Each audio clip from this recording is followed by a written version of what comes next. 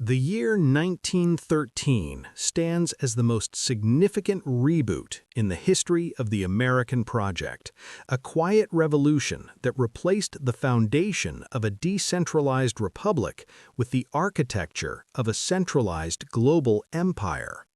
To understand why modern America feels so disconnected from its founding documents, one must look closely at the 12 months that reshaped the destiny of the Western world. This was not a change of leadership, but a change of the very operating system of the nation. It was the year the federal government gained the power to tax human labor directly, the year the states lost their voice in the halls of power, and the year a private banking cartel took control of the nation's currency. These three pillars, financial, political, and monetary, were swapped out in a single year, creating the world we live in today. The first crack in the old foundation appeared on February 3, 1913, with the ratification of the 16th Amendment. For over a century, the idea of a direct tax on an individual's income was considered unconstitutional and fundamentally un-American. The founders believed that if the government could tax a man's labor, it effectively owned a portion of that man. Before this moment, the federal government was funded by consumption, tariffs on imports, and excise taxes on specific goods. This created a natural check on government growth. If the government wanted more money, it had to encourage more trade. The 16th Amendment removed this leash. It was sold to the public as a modest proposal, a soak-the-rich scheme that would only affect the ultra-wealthy at a rate of 1%. Proponents argued it would never touch the average worker. Yet by establishing the legal principle that the government has a prior claim to your earnings, the amendment opened a door that could never be closed. It transformed the citizen from a sovereign individual into a source of revenue for the state, providing the bottomless treasury required for the wars and social engineering of the 20th century. As the financial tether was being attached to the individual, the political shield of the states was being dismantled.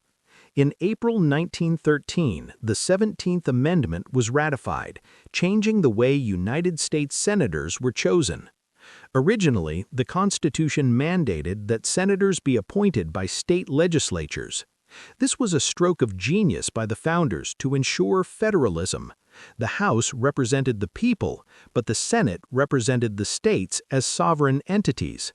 If a federal law threatened the rights of a state, the state's senators were there to block it. By moving to a popular vote, the Senate was transformed into a second House of Representatives. The states, as legal bodies, were essentially evicted from the federal government. This cleared the path for unfunded mandates and federal overreach, as there was no longer a built-in mechanism for states to defend their borders and budgets from Washington's expansion. The delicate balance of power between the local and the national was permanently tilted to the center. The final and perhaps most secretive piece of the puzzle fell into place on December 23, 1913.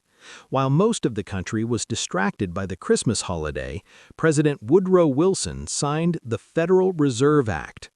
This was the culmination of a plan hatched years earlier in total secrecy at a private hunting club on Jekyll Island. A group of the world's most powerful bankers and politicians realized that if they could control the nation's money supply, they could control its future. The Federal Reserve was created as a hybrid entity, a private banking system with a government veneer. It ended the era of honest money backed by gold and introduced an elastic currency. This gave a small group of unelected officials the power to expand and contract the money supply, manipulate interest rates, and effectively devalue the currency through inflation. This power allowed the government to spend money it didn't have, borrowing from a central bank that created currency out of thin air. It was the birth of the debt-based economy, ensuring that the nation would forever be paying interest to a banking system that held the keys to the kingdom. The synergy of these three events created a perfect storm of centralization. The income tax provided the collateral, the Federal Reserve provided the credit, and the 17th Amendment removed the political opposition. This 1913 reset was the prerequisite for everything that followed. Without it, the United States could never have financed the massive scale of World War I, nor could it have sustained the ballooning administrative state of the 1930s. The government became a behemoth that no longer had to ask its citizens or its states for permission to grow. It simply printed the money and collected the taxes. The 19th century American relied on himself, his family, and his local community. The post-1913 American became increasingly dependent on a centralized authority in Washington, D.C. for his retirement, his health care, his currency's value, and his security. As we look at the modern landscape, we see a nation struggling with trillions of dollars in debt, a currency that has lost over 95% of its purchasing power, and a federal government that involves itself in every facet of local life. These are not accidents or failures of the system. They are the logical outcomes of the 1913 reset. We are living in a house that was replumbed and rewired while the original owners weren't looking. The year 1913 remains the most important chapter of American history that is rarely taught in schools, because to understand it is to understand that the power of the people was largely traded for the power of the institution. By pulling back the curtain on this pivotal year, we can begin to see the invisible wires that govern our economy and our politics.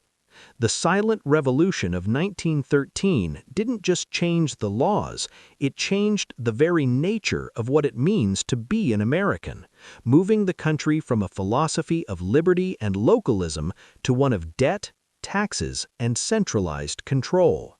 To reclaim the future, one must first understand the year the past was rewritten. Don't forget to subscribe. Thanks for watching.